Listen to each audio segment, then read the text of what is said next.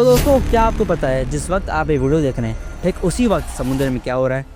At any given moment लगभग 3 lakh ships समुद्र में होती है। इनमें से 90% तो वो है जो इस पूरी दुनिया की इकोनॉमी को चलाती है।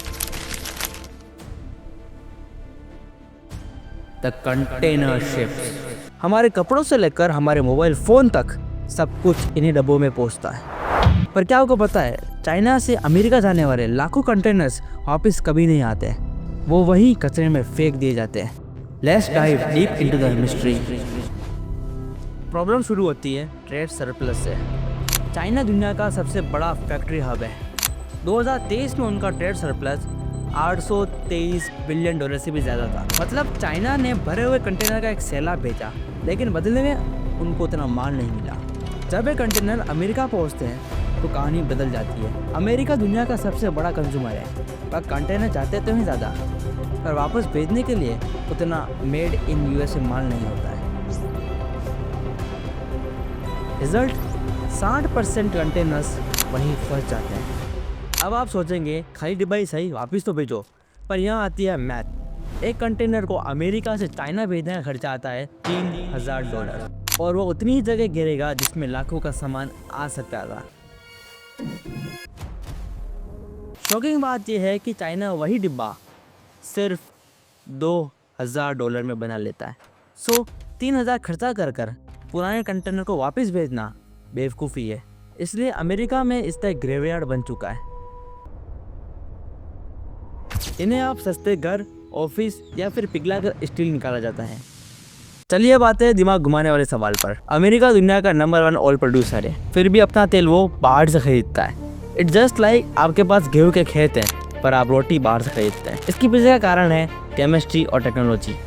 अमेरिका की ज़मीन से लाइट क्रूड ऑयल निकलता है, पर उनकी पुरानी रिफाइनरी जो हैवी क्रूड ऑयल जो मैक्सिको और वेनेजुएला से आता था, उसे प्रोसेस करने के लिए बनी है। अब रिफाइनरी चेंज करने में लगेंगे $200 बिलियन। तो अमेरिका लाइट क्रूड ऑयल बाहर महंगे में बेचता है और हैवी क्रूड ऑयल सस्ते में खरीद लेता है। It's called business. पर रुकिए, सिर्फ केमिस्ट्री नहीं, एक 100 साल पुराना रूल भी रास्ते रोके खड़ा है, the Jones act. World war 1 के बाद बनाया गया ये रूल कहता है कि अमेरिका के एक पोर्ट से दूसरे पोर्ट तक सामान सिर्फ अमेरिकन शिप और अमेरिकन क्रू ही ले जा सकता है। अब अमेरिका में शिप बनाने की कीमत चाइना से 3 गुना ज़्यादा है। टेक्सास से न्यूयॉर्क तेल ले जाने की कीमत इतनी ज़्यादा है कि उन्हें बाहर से तेल मंगाना सस्ता पड़ता है। एक रूल जो उनकी सिक्योरिटी के लिए बनाया गया था, आज वो ही उन्हें अंदर से खा रहा है। जब बात मजबूरी की हो रही हो तो ईरान कैसे पीछे रहे?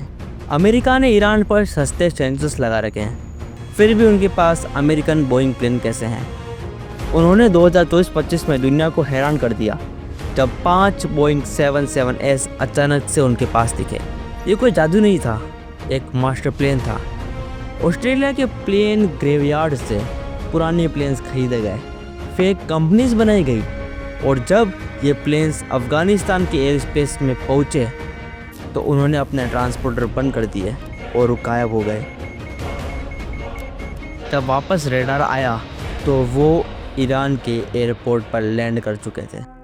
तो दोस्तों, ग्लोबल ट्रेड और इकोनॉमी वैसी नहीं है जैसी दिखती है। हर डब्बा और हर फ्लाइट के पीछे एक गहरी साजिश या मजबूरी छुपी है। वीडियो पसंद आया तो लाइक करें, शेयर करें। See you in the next video.